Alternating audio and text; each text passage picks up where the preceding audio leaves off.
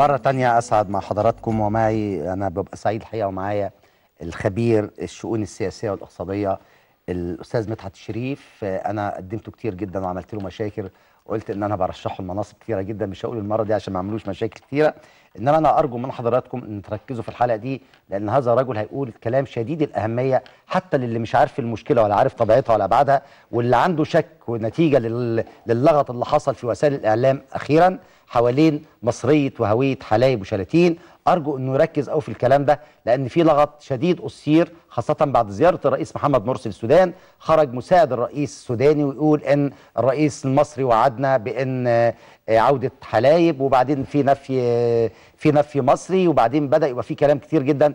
القضية قضية شديدة الحساسية وشديدة الخطورة. عايز أقول أن الرئيس السابق حسني مبارك والإدارة المصرية أظلت يعني تقاتل معركة رائعة وشريفة، ومعركة سيكتبها التاريخ، معركة طابة، من أجل كيلو متر واحد مربع. نحن نتكلم عن 21,000 كيلو متر مربع، هي المنطقة المثلث المعروفة بحلايب وشلاتين. يعني لازم تبقى المسائل كده شديدة الوضوح، لأنها كمان منطقة شديدة الأهمية على يعني في المدخل الإفريقي على البحر الأحمر. عايز أقول إن المسألة لو إحنا رجعنا فيها، وزي ما هنعرف بعد شوية تاريخيا هنرى ماذا يحدث في التقسيم بيتم ازاي، وازاي اشتعال المناطق الحدوديه، وازاي مصر طول الوقت تبقى منشغله من ليبيا او من الجنوب او عند غزه، او يعني ازاي تبقى مصر طول الوقت منشغله. لابد ان نقرا ما يحدث الان في اطار هذه الصوره الكليه. ليبيا ومحاولات التقسيم وما يحدث في غزه عند الانفاق وفي الجنوب كلام شديد الاهميه وشديد الخطوره. انا عايز اقول لحضراتكم، انا المعلومات اللي هتسمعوها يا ريت نركز فيها قوي، حتى كمان شبابنا وفتياتنا اللي ما عندهمش فكره عن المساله، ارجو ان هم يركزوا ال50 دقيقه او ال45 دقيقه اللي جايه دي، لانها كلام شديد الاهميه حول حلايب وشلاتين. شرفتني استاذ مدحت، اهلا وسهلا بحضرتك. اهلا وسهلا بحضرتك. ندخل في الموضوع على طول، نعرف الناس ايه حكايه ايه حلايب وشلاتين تاريخيا الاول، وبعدين عشان نبدا ندخل بالتفصيل. طيب، هو هنستعرض سريعا موضوع الحدود الدوليه ما بين مصر والسودان. في 1899 انا عايز اختصر بجزء الخلفيه التاريخيه، لكن سنه 1899 كان في اتفاقيه ما بين الاحتلال البريطاني لمصر والحكومه المصريه. الاحتلال البريطاني كان طالب ان مصر تنسحب من السودان، كان وقتها مملكه مصر والسودان. طالب ان مصر تنسحب من السودان، لكن عنده رغبه انه هو يحكم السودان. فوقع اتفاقيه بالاجبار على الحكومه المصريه بان خط عرض 22 بيقسم يقسم الارض المصريه السودانيه او المملكه المصريه مصر والسودان الى الجزء الشمالي منها وهي مصر، والجزء الجنوبي ويسمى السودان. وده فعلا الاتفاقيه اللي تم ترسيم الحدود الدوليه عليها، ولا زالت حتى الان نقاط الحدود الدوليه موجوده على خط عرض 22. في 1902 كالعاده الاستعمار بعد دائما 3 سنين من بالظبط كده حضرتك، الاستعمار دائما كان بيحاول انه يحط مشاكل دايما حدوديه، او خلينا نقول قلاقل تحدث ما بين الاقطار المختلفه، لانه هو عارف انه في وقت من الاوقات هينسحب. فضغط على وزاره الداخليه المصريه بانها يصدر قرار بعمل ترسيم لاداره طبقا لمصالح القبائل اللي موجوده على خط الحدود. وكان فيها الاداره اللي احنا بنتكلم عليها دي، او المنطقه الاداريه اللي هو بيتكلم عليها دي، ان المناطق اللي هي شمال خط عرض 22 وهي مسماه بمثلث حلايب، وزي ما حضرتك تفضلت. لو في خريطه يا جماعه من فضلك نحطها، بس اعتقد في لو خريطه في خريطه نحطها، علشان بس انا عايز تبقى واحنا بنتكلم تبقى المسائل واضحه نوضح فيها المساله دي. اتفضل يا استاذ. المفروض في خط عرض 22 الجزء الشمالي منها اللي هو مثلث حلايب، ومثلث حلايب ده زي ما حضرتك تفضلت هو حوالي 21,000 كيلو متر. في قبائل البشاريه، قبائل البشاريه دي قبائل مصريه عايشه على الاراضي المصريه، ولكن امتدادها موجود في السودان، في شرق السودان. امتداد لقبائل بيطلق عليه اسم قبائل البجا، هي قبيله من القبائل الكبيره اللي موجوده في شرق السودان.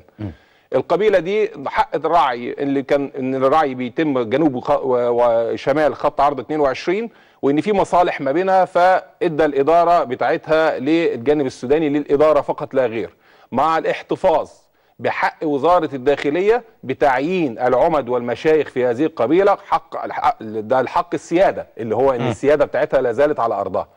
هنا بقى في جزء اللي غريب جدا واللي اتمنى ان الجميع يعرفه، يا ريت لو انا بس نشيل حدوته مصريه يا جماعه عشان تبقى واضح، لان انت حاطط دي على الحته بتاعت حلايب من فضلك. ايوه اتفضل. ده الجزء اللي احنا بنتحدث عنه في اقصى الجنوب الشرقي. هنلاقي ان في جزء تحت خط عرض 22 صغير جدا اللي لونه بني اهو واضح تماما، ده اللي هو مثلث بارتزوجا. المثلث ده على فكره كان من ضمن اجزاء الاراضي اللي مشمول بيها قرار وزير الداخليه 1902. مثلث بارتزوجا هنا المثلث بقى الاصل ليه معمول بالاصفر؟ وهو على اساس ان دي كانت اداره، انا بوضح يعني يعني حتى الارجو المشاهد ان هو يبقى واخد باله، شوفوا المسائل مستويه ازاي وكانه مربع، الاضلاع بتاعته يعني متساويه، جت عند الحته فيها حلايب وشلاتين دي مثلث، والسودان عايزه تاخد او الاحتلال عمل الفتنه دي، يعني تبقى المسائل واضحه، الخط ماشي اللي تحت اهو، خط عرض 22 ماشي تحت اهو لحد البحر الاحمر، جت عند المثلث دي اللي هي معمول عليها السهم الابيض دي. اتفضل استاذ مدحت. حضرتك الجزء بقى اللي يعني عايز اقول ايه اللي مغطى عليه ومحدش بيتكلم عنه، ان من ضمن قرار وزير الداخليه كان في ارض داخل السودان نفسها جنوب اللي هي الحته البني دي، اللي هي الحته البني دي الصغيره دي حوالي 2000 كيلو متر مربع. الحته دي داخل الاراضي السودانيه، وما هي نقطه التماس ما بين المثلث وما بين امتداده في الاراضي السودانيه. لو نشيل بس برضو ده هنوضح. وهو بيطلق عليها اسم مثلث بارتزوجا او البئر الطويل. الجزء ده حوالي 2000 كيلو متر مربع، المفروض كان برضو ادى الحق الاداره فيه للاداره المصريه، علشان في قبائل العباده المصريه برضو بتتنقل في المنطقه دي وكان ليها تواجد في هذه المنطقه. طيب احنا لو هتلاحظ حضرتك ان كل المطالبات اللي بتيجي من الجانب السوداني، وبالذات هنتكلم بقى على اهل الشرق بيطالب بمثلث حلايب، وكله بيغفل تماما ان في ارض موجوده عندهم 2000 كيلو متر مربع 2000 كيلو متر مربع تقريبا، ومصر عمرها ما طالبت بيها، وعمر ما عسكري مصري لان منطقيا كده شكلها داخل الاراضي السودانيه. يعني انا بقول لحضرتك وعمر ما عسكري مصري راح عندها. طب انت بتطالب بحقوق اداريه وبتغفل الجزء الثاني. طب انت في حاله اخفالك ليها، انت متواجد فعلا في المثلث ده اللي هو مثلث بارتزوجا، ومتواجد قوات عسكريه ليك، ولم تدعي عليك مصر في يوم من الايام ان دي ارض مصريه. اذا انت تعلم تماما ان ده اداره فقط لا غير، ولمرحله معينه فقط. ده جزء. انا عايز اخلص بس من الجزء التاريخي عشان عندي اسئله مهمه. تمام. انا بس حبيت اوضح لان الجزء بتاع 2000 كيلو متر مربع ده مش جزء بسيط. وده بيوضح بالدليل القاطع ان هناك المساله مش فير، ان الموضوع اداره فقط لا غير لشؤون قبائل في مرحله من المراحل ممكن اتوقف هنا بس بعد اذنك، لان انا رحت استاذ مدحت زمان سنه 93 وعملت موضوع هناك وعمل لي مشكله ضخمه جدا. عايز اقول لحضراتكم ان القبائل عند خطوط الحدود لا تعرف الحدود السياسيه او الحدود الاداريه. القبائل التي تقوم بالرعي عند الخط الحدود حدودها حيثما توجد المياه، لا تعترف ولا بحدود اداريه ولا بحدود سياديه، حدودها حيثما توجد ابار المياه والمطره، فهي دي الحدود بتاعتها هناك. يعني ارجو ان النقطه دي تبقى مهمه وتبقى واضحه عند الناس، لان خط الحدود ده خط وهمي، يعني محدش بيجي يعدي يقول النقطه دي انا هعدي هبقى في مصر او في السودان او في ليبيا او في مصر، ده خط وهمي. ولكن عند الحدود عند قبائل الرعي حيثما توجد المياه تلك هي حدودها. اتفضل يا فندم. سنه 1958 جمال عبد الناصر بسبب ما من شكاوى بعض القبائل اللي كانت موجوده في المنطقه ان في تحرشات بيهم من القوات السودانيه، وصل لغايه ابو رماد ومثلث حلايب، وحط حتى لغايه النهارده في نصب تذكاري لوجود القوات هناك. وبعد تفاوض ما بينه وبين السودان انسحب مره اخرى كقوات عسكريه، ولكن فضل التواجد موجود لبعض المنشآت المدنيه والشركات العامله والاهالي المصريين والسودانيين، لان احنا طول عمرنا وطن واحد، مفيش اختلاف ما بين مصري وسوداني. نبتدي بقى ننتقل لحقبه ثانيه اللي هي من اول 1992، في النص الثاني من 1992 ازداد التحرش من بعض القوات السودانيه او الدوريات السودانيه بالاهالي القبائل المصريه المتواجده بالمنطقه، وابتدى يتحرش كمان ببعض القوات العسكريه اللي كانت موجوده في اطار اتفاقيه التكامل اللي تم وضع الاطار بتاعها من 74 حتى 77. والتكامل ده كان بيسمح في بند من بنوده بان القبائل اللي موجوده في هذه المنطقه تحمل الجنسيتين المصريه والسودانيه علشان يسمحوا ليهم حريه التنقل. حصل نوع من التحرش، حصل بقى اللي حضرتك تفضلت بيه دلوقتي، وهي المؤامره. ازاي بقى؟ نلاقي ان في شركه كنديه بتروح بتتقدم بطلب للتنقيب على البترول للحكومه السودانيه وفي المياه الاقليميه، وفي بعض المناطق زي مناطق جبل علبه وخلافه اللي موجوده من المناطق الجميله جدا. يعني اتمنى ان كل مصر تشوفها حاجه رائعه، حته من الجنه طبعا فعلا. سبحان المولى عز وجل. فابتدت تقدم طلب للتنقيب، ووافقت عليه الحكومه السودانيه. هنا بقى اللي احنا بنتكلم عليه في نظريه المؤامره، انت بتقدم على ارض متنازع عليها وفيها مشكله من وجهه نظر الجانبين، وان في عليهم مشكله، وبيروح للحكومه التي لا تملك الحق. يعني والحكومه السودانيه اعطت ما لا تملك لمن لا يستحق، وقامت ادت له الموافقه عليها، بالاضافه لتزايد التحرش ببعض بقى المنشآت والشركات زي شركه النصر للفوسفات في اطار خطه. بالظبط كده حضرتك، في شركه النصر للفوسفات المتواجده هناك وليها مناجم في كل حته عشرات السنين متواجده، مكاتب وزاره الزراعه اللي موجوده هناك، بعض الاماكن الحكوميه، بعض القوات العسكريه اللي موجوده هناك، لان كلنا قوات عسكريه منتشره رمزيه يعني رمزيه، ما حدش كان بيقول ولا احنا بنحتل ولا هو بيحتل، احنا في النهايه شعب واحد.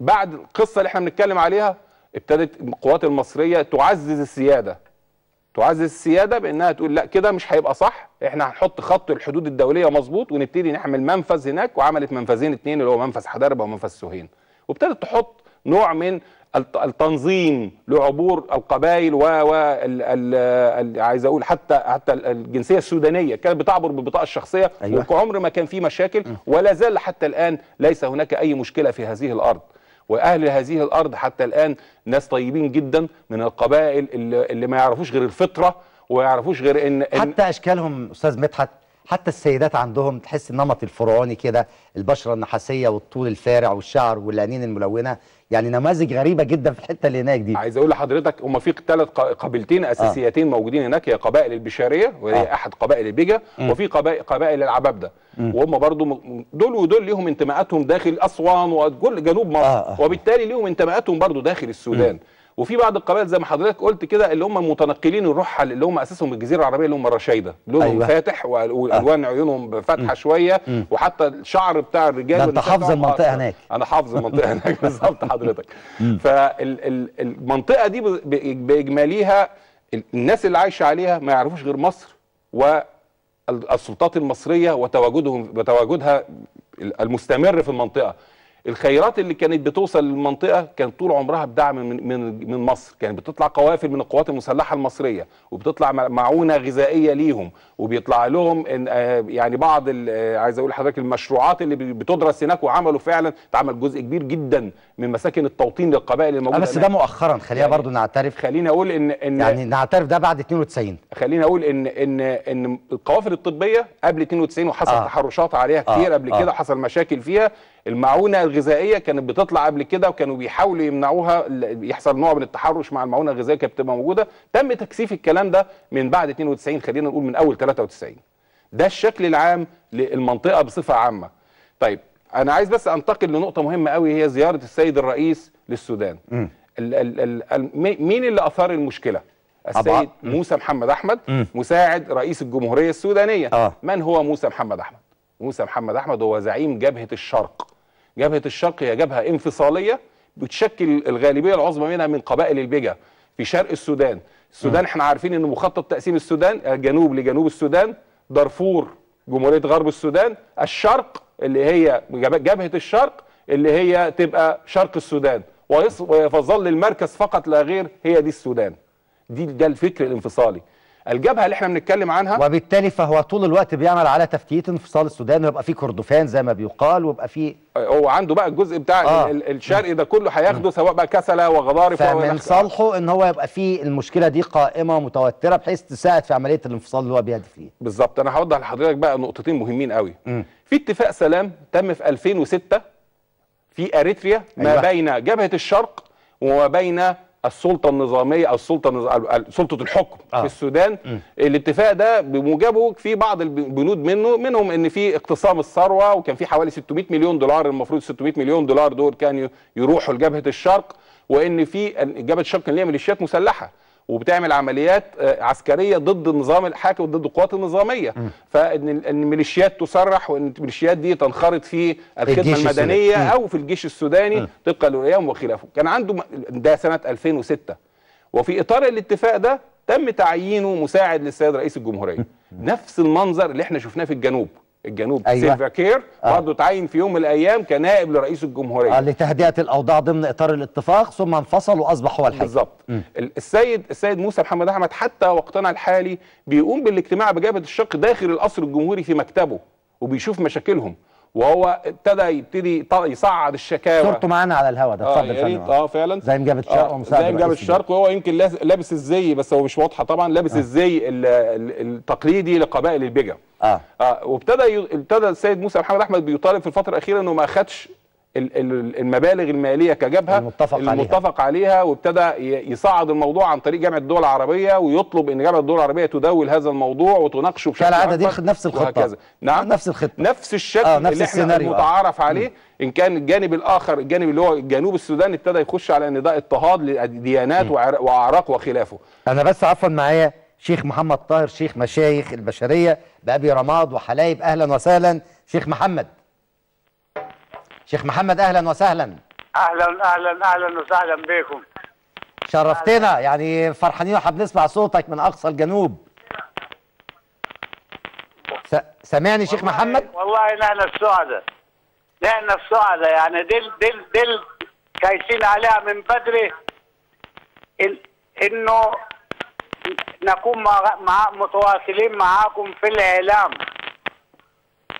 انا بعترف ان احنا مقصرين جدا في الاعلام، ان احنا نتواصل حول يعني لاقصى نقط حدوديه المصريه، وكل مصري موجود في الخارج. احنا مهتمين فقط ب 2 كيلو متر مربع في القاهره. انا بعتذر لك وبعتذر لكل سكان الحدود. انت فعلا معاكم حق ان احنا مقصرين كلنا، بس حضرتك قول لي انت شايف المشكله ازاي، او الكلام اللي بيقال عن مصريه او سودانيه الحته اللي انت عايش فيها.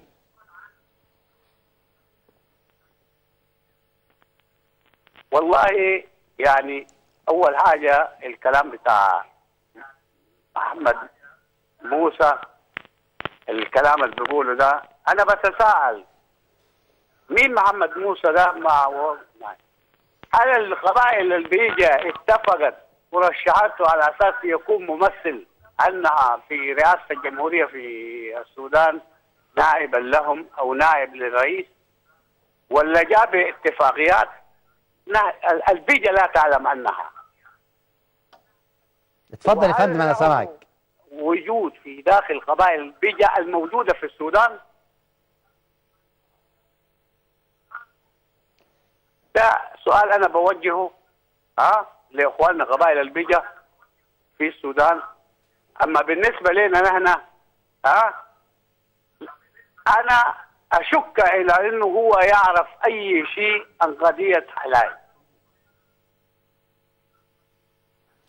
الحاجه الثانيه، انا هقول له كلمه قالها الام دكراي في سنه 57 58 لما السودانيين قبضوا عليه لانه هو رفع العلم المصري واستولى على نقطه شرطه حلايب. بعد ما الاحداث انتهت قبضوا عليه، قالوا له انت سوداني ولا مصري؟ قال لهم اسالوا جبل إلبا، اذا كان جبل إلبا مصري انا مصري، اذا كان جبل إلبا سوداني انا سوداني. اسالوا جبل إلبا مصري. جبل علبة. ايوه. والجبل قال له ايه؟ جبل علبة شمال خط ايوه. قال له ايه جبل علبة؟ في جغرافية مصر معروف. فانا بقول له الكلام اللي قاله الام ده في سنة 57 و 58. طيب ايه اللي انت شايفه يا استاذ محمد؟ يعني انت يا شيخ محمد انت بتسمعنا من التلفزيون ولا بتسمعنا من التليفون على طول؟ انا يعني بسمع في التلفزيون. لا عشان خاطر اسمع من التليفون، يعني وطي التلفزيون خالص واسمعني من فضلك من التليفون يا شيخ عشان الوقت. بس انت وطي التلفزيون، وطي التلفزيون خالص واسمعني من التليفون، نتكلم في التليفون. تمام. اتفضل اساله. استاذ مدحت هيسالك يا فندم، استاذ مدحت شيفا هيسالك. اتفضل. استاذ محمد، انت ايه اللي شايفه انت ايه اللي شايفه اتغير من بعد من اول عام 93 لغايه النهارده؟ ايه اللي اتغير في مثلث حلايب قبل وبعد؟ ايه اللي انت شفته اتغير؟ والله اول حاجه تكفي شهاده المنظمات الامم المتحده اللي كانت في التسعينات، في بدايه في الثمانينات، وبداية 90 اللي قالت اللي هي منظمة اليونيسيف ومنظمة يوري أكشن وسودان دران. دي المنظمات قالوا هذه قبائل في طريقها إلى الانقراض. تغرير إلى الانقراض يكفي ده. أما النهارده أنا بقول لك بكل بساطة، يعني لو عملنا الحصر بتاع البيوت بتاعت الموجودة في حلايب القديمة، بيوت السكان الموجودة في حلايب القديمة، لو عملناها حصر ما بتجيش قدر غرية حدربة. حدربة البسيطة الصغيرة. أنا يكفيني أقول لك بكل بساطة إنه الطلبة في مدارس أبو رماد أكثر تعدادا من السكان بتاع الحلايب لغاية سنة 90. الطلبة بتاعونا في أبو رماد بس تعدادهم أكثر من المواطنين. إحنا قربنا ننتهي. وبعدين الأخ موسى بقول له كلمة قالها واحد من أخواننا البيجا من بور السودان جاي في الشلاتين، بيقول لي أنا بتونس معه وبدردش معه، بيقول لي أنتم مفترين. مش باين على صوتك خالص ان انتوا مفترين، انتوا اطيب ناس في العالم يعني. انتوا بتاكلوا 3 وجبات. 3 وجبات، احنا مش لاقين وجبه، طبعا بتتكلموا. طيب الحمد لله، ربنا يبارك لكم في وجبات كتيره جدا.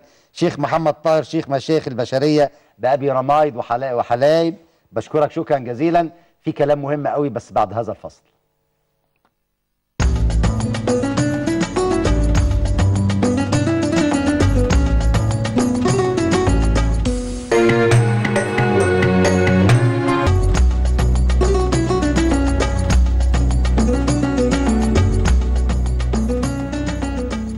رجعت لحضراتكم مرة تانية، معايا الأستاذ مدحت شريف.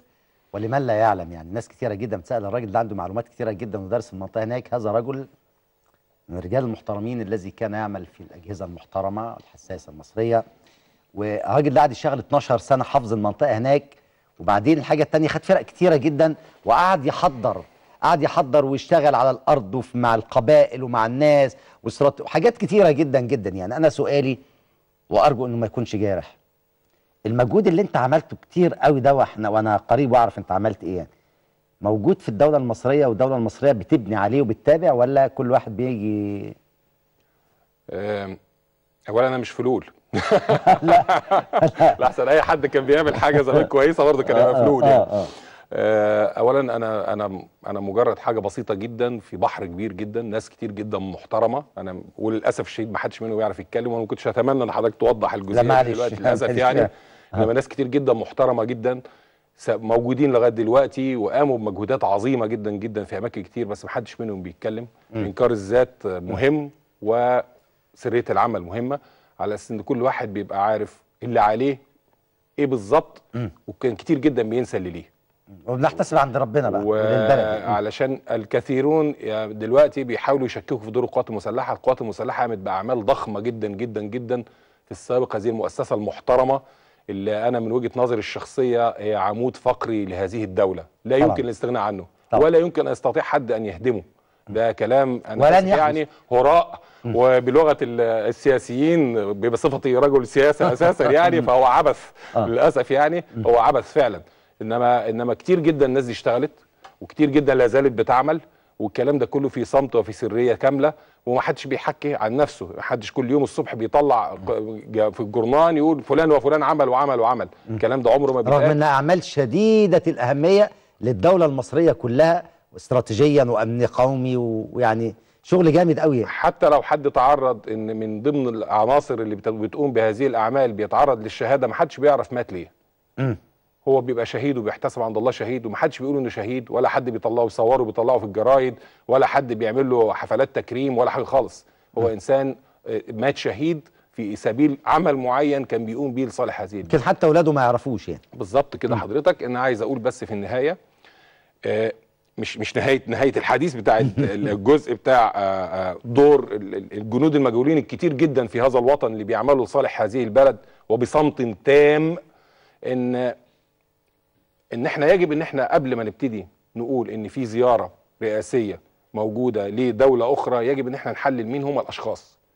طيب حتى لو حصل ان في شخص اثار موضوع مش على الاجنده، لان بيبقى في اجنده في اطار العلاقات الدوليه، احنا بتوع كناس بتشتغل في العلوم السياسيه ان في اجنده لاي لقاء بيتم بين دولتين على اي مستوى، الاجنده دي فيها قائمه موضوعات. لو الموضوع ده مثار يبقى موجود، يبقى ليه ردود.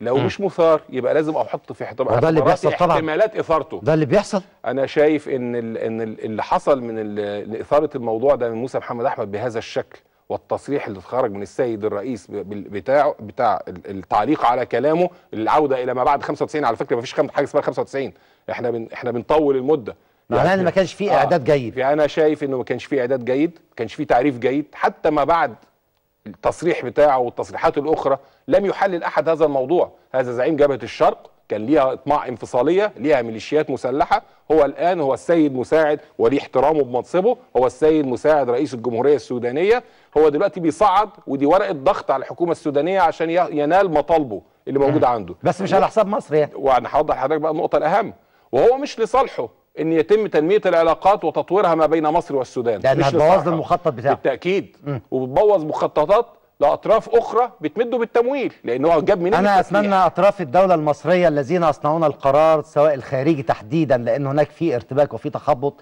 ان على الاقل الحلقه دي لو ما شافوهاش حد يقول لهم عليها ويسمعوها، لان في كلام مهم جدا.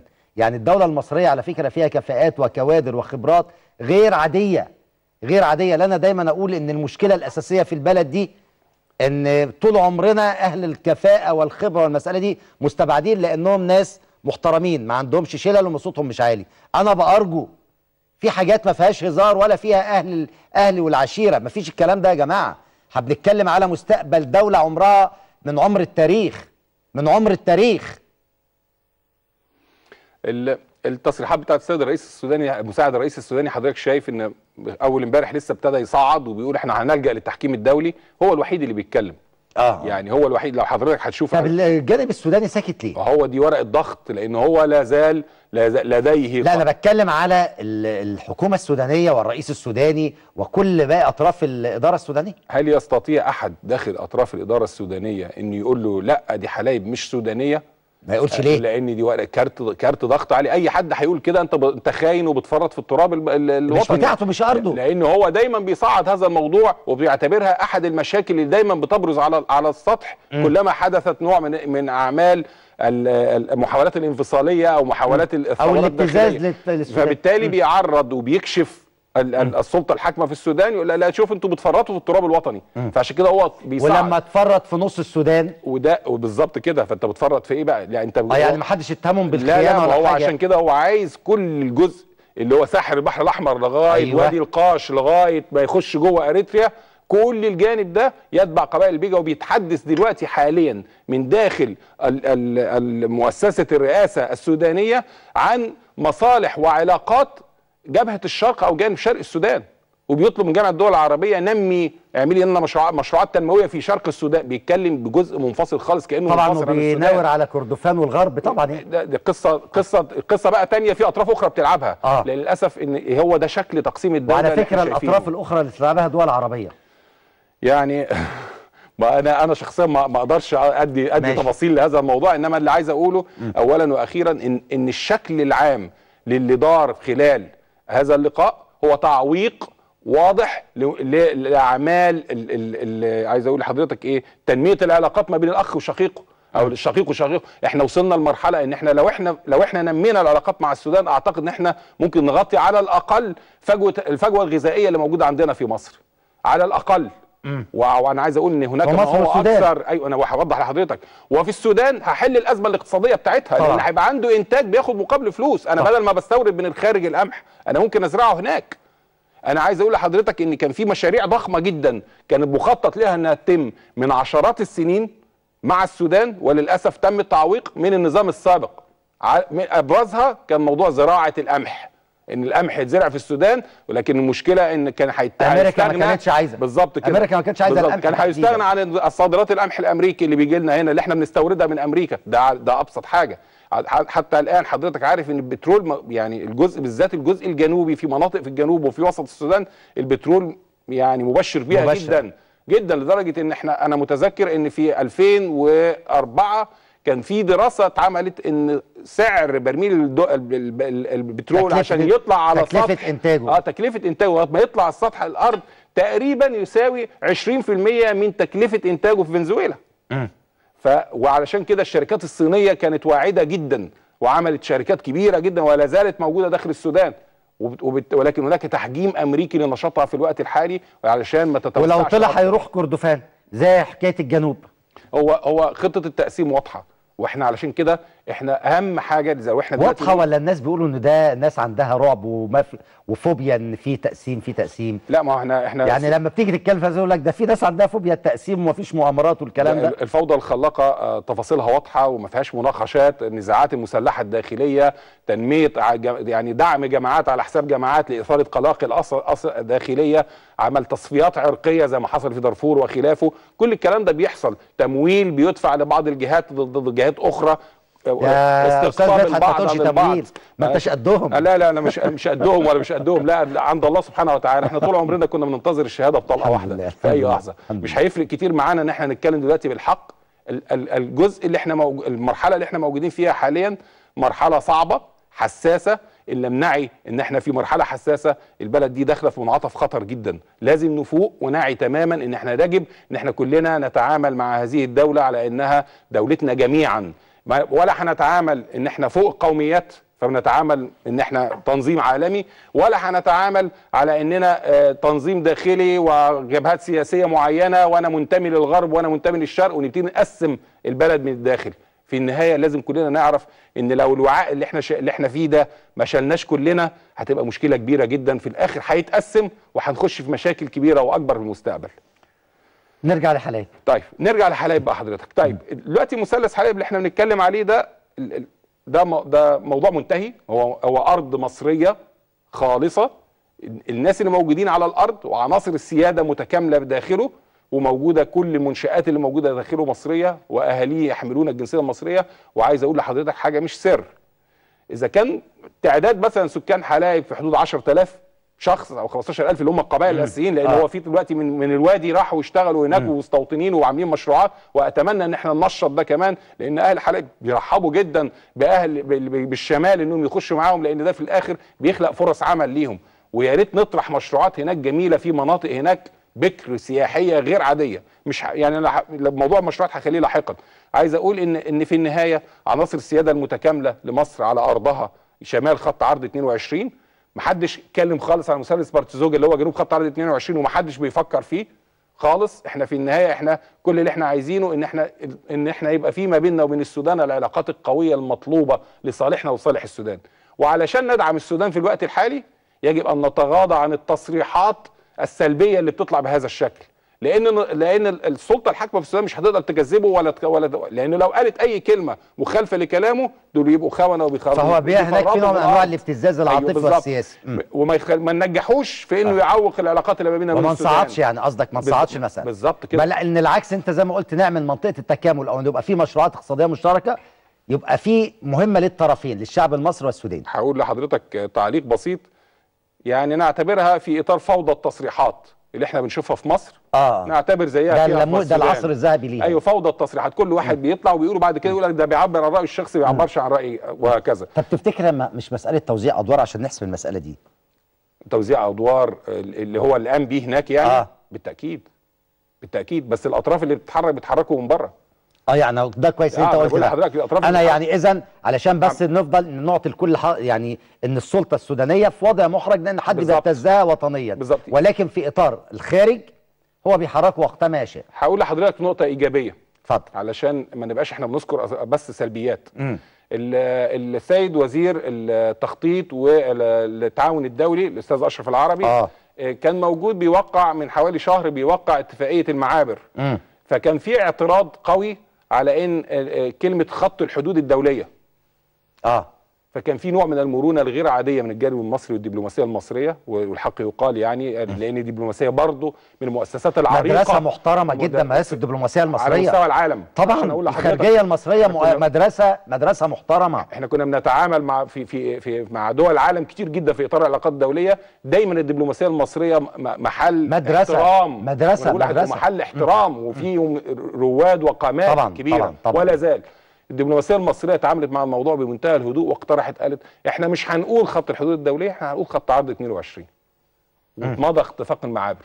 يجب ان نتغاضى عن اي مشاكل يمكن ان تسببها الخلافات الداخليه داخل دولتنا، الدوله نفوت الفرصه دي، ونفوت الفرصه عليهم. ولان مش هتاخد اي تصريحات من الحكومه نفسها السودانيه بتكذب او بتنفي او بتؤكد الوضع الحالي. هو اللي بيصعد من ناحيته السيد مساعد الرئيس الجمهوريه، وخلينا اقول الاول هو رئيس جبهه الشرق ومساعد رئيس الجمهوريه. خلينا في الاساس وهو تم تعيينه لمجرد احتواء موقف تمرد داخل السودان. ده بالظبط كده. فيجب ان احنا ننمي العلاقات ما بيننا وما بينهم وباسرع وقت ممكن، لان احنا العلاقات اللي بيننا وما بينهم مهمه جدا في المرحله الحاليه، هتعمل لنا نمو ونمو اقتصادي غير عادي، هتسد لنا فجوه غذائيه في كتير جدا من المشروعات المشتركه اللي ممكن تتعمل. يا ريت بقى نبص لمثلث حلايب بطريقه افضل، مثلث فيه يعني خير كتير جدا، في مشروعات كتير جدا تنمويه ممكن تتم. كمان لازم نحتضن الناس اللي هناك اكثر. يعني حاجات بسيطه جدا بطاقه الرقم القومي، يعني الاوراق الثبوتيه العاديه يعني اوضح لحضرتك اسبابها ومشاكلها. هو زي ما قلت لحضرتك هم بفرض انهم من 10 ل 12,000 واحد موجودين من ابناء القبائل اللي موجودين، دول بيحملوا الجنسيه المصريه ومعاهم بطاقات الرقم القومي. كثيرون من الجنوب من قبائلهم عايزين ينزحوا من هناك وييجوا، لانه دول شايفين انهم في خير وفي نعمه كبيره، فعايزين ياخدوا الجنسيه وييجوا في الارض برضه المصريه. فده بالتالي احنا تبنينا فقط لا غير كمصر كدوله مصريه، تبنت فقط لا غير ابناء الوطن المصري اللي عايشين على الارض المصريه. وده دليل اخر ان احنا ما احناش عايزين نستقطب حد من عنده خالص من السودان طبعا، مع كل الحب للشعب السوداني يعني السودانيين اللي عايشين في القاهره عمرنا كنا دوله واحده، يعني مصر والسودان دولة واحدة. يعني أنا عايز أقول إن لا تجد أقرب الناس يعني في كل شيء السوداني ده، يعني بالنسبة للمصري يعني مش عايز أقول أكثر من شقيق. أقول لحضرتك إن المصري والسوداني، أنا عمري ما شفت، أنا عملت كتير جدا جدا مع الأخوة السودانيين، عمري ما شفت في يوم من الأيام حتى اختلاف. لا الطيبة يعني أنا بقول لحضرتك مفيش اختلاف حتى في الأيديولوجيات ولا في الأفكار. مع الاختلاف كله مصر حاجة تانية عندهم، ومفيش اختلاف. انا عايز اقول لحضرتك مفيش اختلاف. هم دي يمكن الحاجه اللي بيتفقوا عليها مصر. انا واثق تماما ان مفيش اختلاف، وان دي كلها مشاكل بتطلع علشان تبقى في اختلاف، انما لا يمكن هيبقى في اختلاف. في النهايه خط الحدود الدوليه ده كله ما هو الا منطقه تكامل، لازم نبقى مقتنعين انها منطقه تكامل. دي منطقه تكامل ما بيننا وما بينهم، فيها مشروعات مشتركه لتنميه السودان وتنميه مصر، ودي نقطه مهمه جدا. انا مش عارف لو في امكانيه هل في الخرائط يا جماعه اللي عندنا والاتصالات ولا ايه يا جماعه؟ مش في عندي خرايط يا جماعه؟ في اتصال بتاع طيب، لان انا الوقت عندي، انا فاضل يعني وفقا للوقت 5 دقايق، هيحصل امتى؟ اكمل لحضرتك. المشروعات اللي موجوده جواها كتير جدا. في عندنا هناك مخرات سيول كتير جدا ومجاري سيول كتير جدا. الميه لما بيبقى في سيول بتبقى سيول ضخمه جدا، لو اتعملت سدود وحواجز للسيول دي هتجمع وراها ميه كتير جدا تقدر تزرع بيها، والاراضي خصبه جدا جدا لدرجه لا تتخيلها. عندنا منطقه جبل علبه موجود فيها نباتات طبيه على اعلى مستوى في العالم. وفي نطلع بالخريطه شويه فوق يا جماعه، نطلع بالخريطه شويه فوق. وفي دراسات كبيره جدا جدا اتعملت عن هذه الارض، واعتقد ان ممكن نرجع لوزاره الزراعه ونرجع للقوات المسلحه في الدراسات اللي اتعملت دي. مشروعات استراتيجيه تصدر بيها النباتات العضويه وتصدر يعني الكلام ده احنا تعبنا منه يا استاذ مدحت. احنا عندنا كل الخطط حلوه قوي على الورق وبنتكلم فيها، امتى هننفذ؟ خلينا نقول ان ده كان يمكن خافي شويه عن الحكومه الحاليه وعن مؤسسه الرئاسه. خلينا فرصه انها دلوقتي اثير موضوع حلايب عشان نقول له لا، ده في مثلث واعد، وفي خيرات وفي ارض خصبه وفي مخرات سيول احنا عاملين جمعيه صغيره كنا عملناها برميلين بنزين في البدايه. برميلين بنزين، عارف الجمعيه دلوقتي جمعيه صيادين ضخمه دلوقتي من اهل حلايب نفسها. احنا ممكن نكبر كم الاسماك اللي بتطلع هناك غير عاديه. احنا في اشد الحاجه للاسماك اللي موجوده، والاسماك هناك مختلفه جدا جدا بدرجه غير عاديه. بص على الميه في الحته اللي هناك دي بتاع البحر الاحمر لحد ما توصل مرسى علم، حته من الجنه ما شاء الله. شركه النصر للفوسفات والمنجنيز بقى لها عشرات السنين هناك وليها مناجم وتحتاج الى الدعم. كان في مشكله عندها ان تكلفه استخراج المنتج من الارض بتفوق سعر بيعه ونقله، تفوق سعر بيعه. دلوقتي بقى في مواني هناك، وفي تقدر تنقل من خلالها، وفي تسهيلات كتير جدا ممكن يتم من خلالها نقل هذا المنتج وبيعه من خلال البحر الاحمر والخطوط الملاحيه اللي متواجده حاليا في مينا هناك موجوده، مينا راس استاذ كناس. مدحت ننطلق من دي في ثانيه واحده من فضلك. اتفضل حضرتك. كان في كلام مقترح قال لك ان نعمل منطقه تكامل بين مصر وغزه، ونعمل برضه بين مصر والسلوم، وبين حلايب وشلاتين والسودان. انت ايه رايك في مساله اقامه منطقه التكامل دي علشان نفك هذا الاحتقان؟ انت معاه من الناحيه الاستراتيجيه ولا فيها علامات استفهام؟ خلينا نتكلم عنها كاقتصادي الاول بعد اذن حضرتك. ماشي. بعد اذن حضرتك كاقتصادي الاول، اي منطقه حره ما بين دولتين هي طبعا حاجه مستحبه، لانك انا قلت تكامل مش حر. ما انا بقول لحضرتك بس هوضح لحضرتك بس لان مفهوم التكامل عشان بس نبقى متفقين مع بعض، مفهوم التكامل مش مفهوم اقتصادي.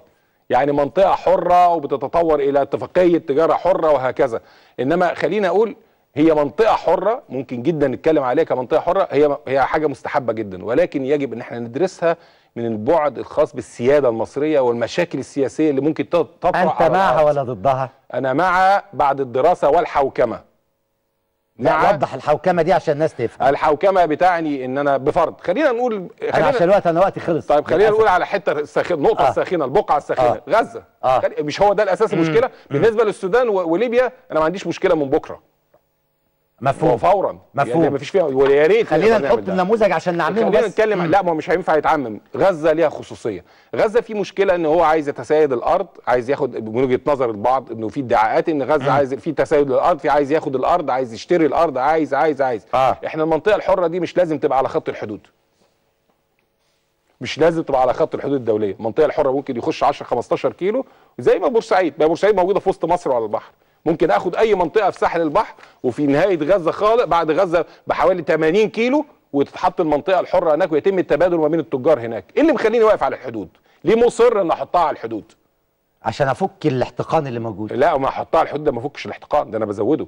انا بسال من وجهه نظر استراتيجيه. انا بقول لحضرتك واضح ان انت ما تهربش مني. ما بهربش. لا واضح ان انت بتقول لا ما تعودتش اهرب. لا بدل ما تقول على خط الحدود الدوليه. لا انت قلت لي ندرس. ما انا بقول لحضرتك لا على خط الحدود، انا قلت ندرس. طيب. اقامه منطقه تكامل على خط الحدود الدوليه. هل ممكن نبقى نعمل حلقه بعد كام اسبوع كده في المساله دي؟ طب خليني بس ااكد تاني على المقترح اللي انا قلته. ايه المشكله ان احنا بعد 80 كيلو من خط الحدود في اتجاه قناه السويس اعمل منطقه حره ويتم فيها تقابل التاجر مع المشتري، التجار من هنا ومن هنا بيشتروا وبيطلعوا من هنا. ما انا عندي مناطق حره في كل حته جوه مصر.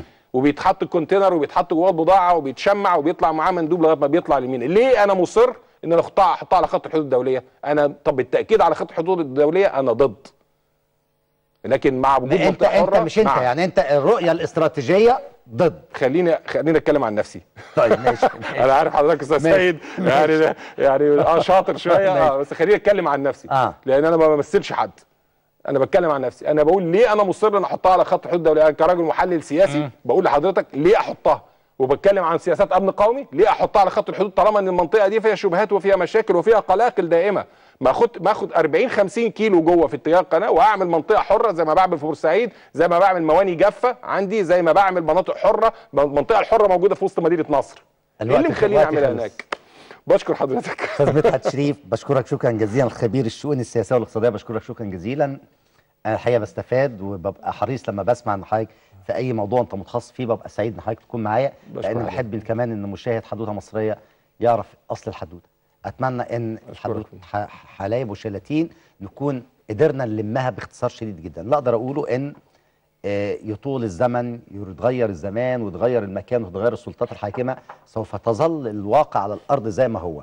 وزي ما قلت ان ما بين مصر والسودان تحديدا وما بين مصر والليبيين تحديدا يعني اظن ما فيش مشاكل. ودي هتبقى عندنا حلقات تانية هنتكلم فيها كتير جدا جدا، واتصور ان دي من الحاجات المهمة جدا اللي احنا بنعملها علشان حضراتكم المشاهدين وعشان القيادة السياسية تعرف ان البلد دي فيها خبرات مهمة جدا جدا، وان احنا عنينا طول الوقت على الامن القومي. بس اللي انا عايز اقوله ان ما بين دول هناك زي ما قلت القبائل دي هناك في حب شديد جدا لمصر وفي حب متبادل، لا تعرف حدود سيادية ولا إدارية حيثما توجد المياه وحيثما توجد الحياة. خلينا نقول حيثما يوجد الخير. احنا نستطيع بقليل وبكثير من الرؤيه القوميه اللي فعلا تحافظ على السياده، نحل مشاكل كتير جدا جدا واحنا بنتكلم والمساله لم تشتعل. اتمنى ان احنا ما يبقاش تصرفاتنا رد فعل، انما يبقى تصرفاتنا فعل وفعل وفعل، علشان طول الوقت ما نقعدش نبقى بنتعامل بمنطق رد الفعل او نلعب في الوقت الضيق زي ما بيقولوا. دي مساله حلايب باختصار شديد. الشكر للاستاذ مدحت شريف. تصبحوا على خير.